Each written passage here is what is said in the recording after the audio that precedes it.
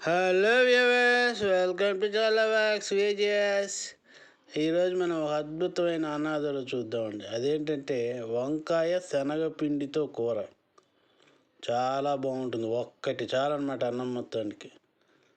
ఎలా చేయాలో చూద్దాం. ముందుగా పొయ్యి మీద గిన్నె పెట్టుకుని ఒక చెంచాడు నూనె వేసుకుని తాలింపు గింజలు వేసుకోండి.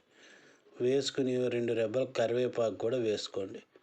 వేసుకుని అటు ఇటు బాగా కలపండి. చక్కగా అన్ని గింజలు సమానంగా వేగేటట్టు చక్కగాను.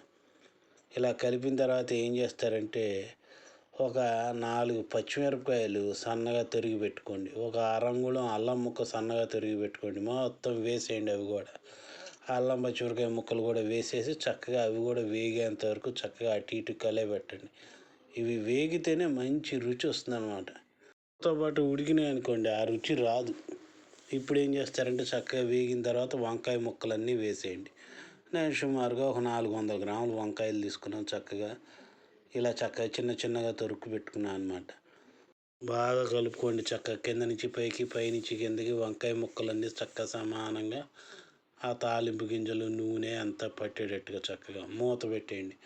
ఒక్క 4 నిమిషాలు అలా వదిలేయండి. చక్కగానే చూసారా, చక్కగా 25 నుంచి 30% మగ్గిపోయేట్టుంది. చక్కగాను శుభ్రంగా మూత తీసి బాగా కలియబెట్టండి.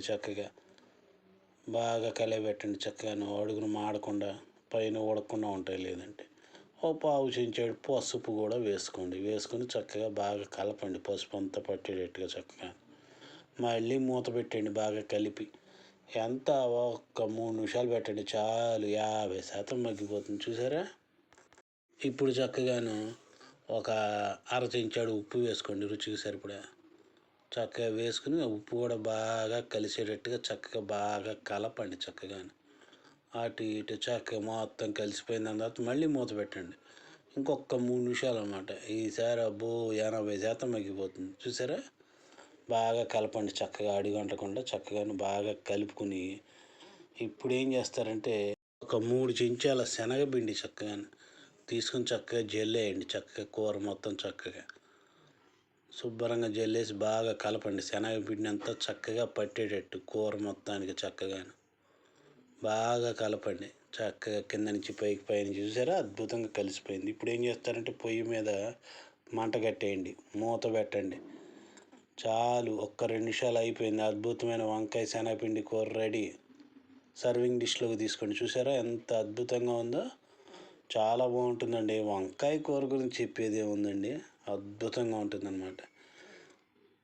చాలా బాగుంటుంది. ఒక్కటంటే ఒక్క ఆదరు చాలు అన్నం మొత్తం తినేయటానికి. అంత అద్భుతంగా ఉంటుంది. ఒకసారి చేసుకు చూడండి.